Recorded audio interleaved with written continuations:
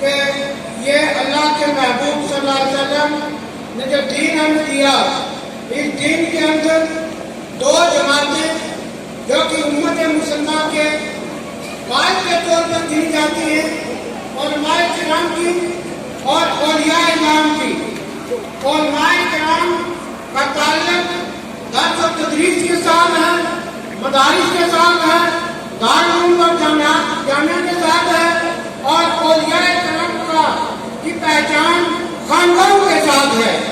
لہذا ایک بات ضروری اپنے دل میں نوٹ کریں، وہ یہ ہے کہ جو مدرسے خاندانوں سے کٹے ہوئے ہیں وہ مدرسے نہیں ہیں، جو خاندانیں مدرسوں سے کٹی ہوئی ہیں وہ خاندانیں نہیں ہیں، ان کا آپس میں رشتہ ہے اور گہرا رشتہ ہے۔ یہ جو لازمی دربار ہے، یہ وہ دربار ہے کہ جن کے